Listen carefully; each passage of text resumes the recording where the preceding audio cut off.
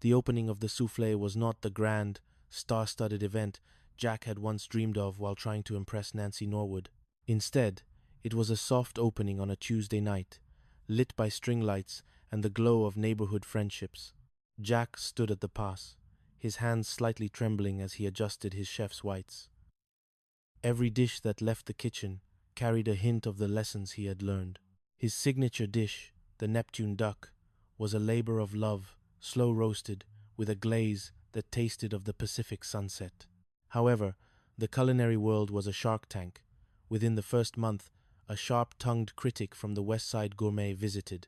Jack watched the man from the kitchen window, a man with a notebook and a face like a sour grape. He felt the old insecurity bubbling up. Would he ever be good enough for the high society he once craved? Just then, he heard a familiar, sharp bark of laughter from a corner table. It was Leo, looking resplendent in a new sweater vest, dining with Lily and Alice. Leo caught Jack's eye and gave him a subtle, two-fingered salute. "Remember the souffle, kid." Jack took a deep breath. He stopped trying to cook for the critic and started cooking for the room. He sent out a plate of simple, perfectly seasoned vegetables for Alice, a delicate fish for Lily, and for Leo, a double portion of dessert.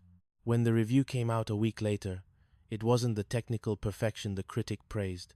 It was the hauntingly nostalgic warmth of the food. He serves a reminder of what it feels like to be welcome. Chapter 17. A different kind of garden. Janet's fight didn't end with the vertical oasis. She realized that preserving the block was only the first step. She had to breathe life back into the soil. She spent her days in the community garden, her hands permanently stained with the dark, rich earth of the vacant lot. Her biggest challenge came in the form of a rival developer who wanted to turn the lot into a private resident-only park. He was a man named Marcus Vane, smooth-talking and deceptively charming. He offered Janet a position at his firm, promising her unlimited resources to build gardens across the state. For a moment, Janet was tempted. She thought of the better equipment, the rare seeds, the professional prestige. But then she looked at the neighborhood kids, the ones she was teaching to plant marigolds so that the butterflies wouldn't get lost. "A garden isn't a resource, Mr. Vane," Janet said, turning down the offer. "It's a conversation, and yours is only talking to people with high credit scores." Her steadfastness caught the eye of a local journalist named Daniel, who had been covering the neighborhood's revitalization. He didn't just want to write about the garden. He wanted to understand why she cared so much. Their first date was spent weeding the tomato patch at dusk. Janet realized that for the first time in years, she wasn't just the sensible roommate. She was a woman building a world of her own. Chapter 18. The Last Jazz. As the years began to weigh more heavily on Leo, the music changed. His trumpet sessions became shorter, the notes more deliberate and haunting. One evening, after a particularly moving performance in the courtyard of the Victorian, Lily pulled Jack aside. "He's tired, Jack," she whispered, her eyes reflecting the silver of the moon. "He won't tell you, but the music is taking everything he has left." Jack visited Leo the next day. The apartment was quiet. Leo was sitting in his chair, staring at the trumpet case. "I have a secret, kid," Leo said, his voice a dry rasp. "Lily, she wasn't just a buddy I met on a bench. She was the one who got away 50 years ago. I spent half my life looking for her, and the other half pretending I didn't care."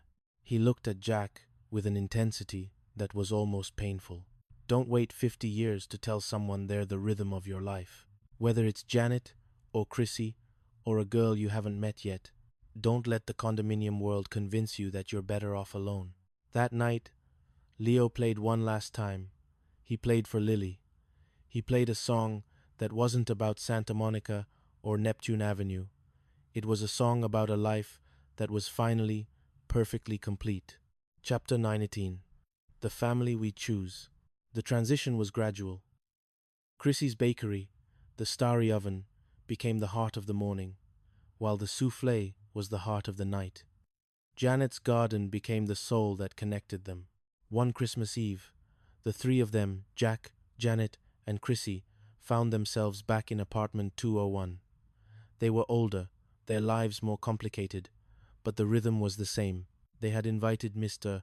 Furley, who had finally retired and was now a regular at the Saturday night supper club. "We really did it, didn't we?" Chrissy said, looking around the room.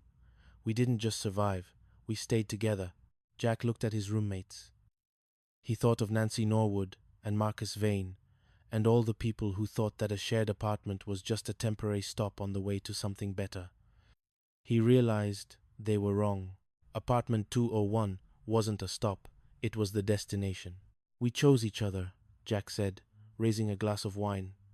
"And that's the best choice I ever made." Chapter 20. The Unspoken Vow. Descents. By the time the 90s rolled around, Neptune Avenue had achieved a kind of legendary status. It was the neighborhood that refused to die, the place where the ghosts of the old California danced with the shadows of the new. Jack and Janet stood on the balcony of apartment 201, watching the fog roll in. They were both in their 60s now, and the silence between them was no longer awkward or filled with the frantic energy of their youth. It was a dense, comfortable thing, like an old blanket. "You ever think about Leo?" Janet asked, leaning her head on Jack's shoulder. "Every day," Jack said. He looked at his hands, which were still strong but carried the scars of 1,000 kitchen services. "I think about that night Nancy Norwood walked out. If she hadn't, I might have ended up in a mansion, miserable and alone." Janet turned to him, her eyes still bright with the same intelligence that had first captivated him. "Jack, we never really talked about it. All those years, all those missed signals." Jack took her hand. "Maybe we didn't need to talk. Maybe the signal was always there, like Leo's trumpet, just waiting for the right moment to be played." They had never married, never followed the traditional path of a romantic novel. Their love had been something more profound, a shared life built on a foundation of rent checks, bathroom schedules, and a mutual commitment to a man in a plaid shirt. They were each other's home. "I love you, Janet," Jack whispered. "I know," she smiled. "I've known since the roses." Chapter 21.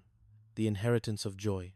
The time came, as it always does, to pass the torch. The apartment was getting harder to manage, and Janet's garden needed a younger set of hands. They decided to move into the Victorian down the street, taking over the space Leo, Lily, and Alice had once occupied. But they didn't just sell apartment 201, they curated its next occupants. They interviewed hundreds of young people, looking for that specific spark, the combination of ambition, kindness, and a slight sense of being lost.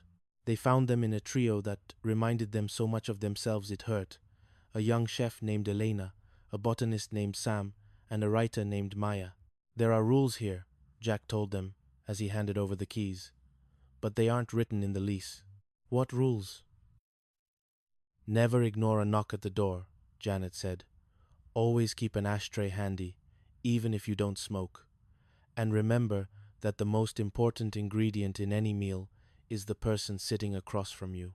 As they walked down the stairs for the last time, Jack felt a strange lightness.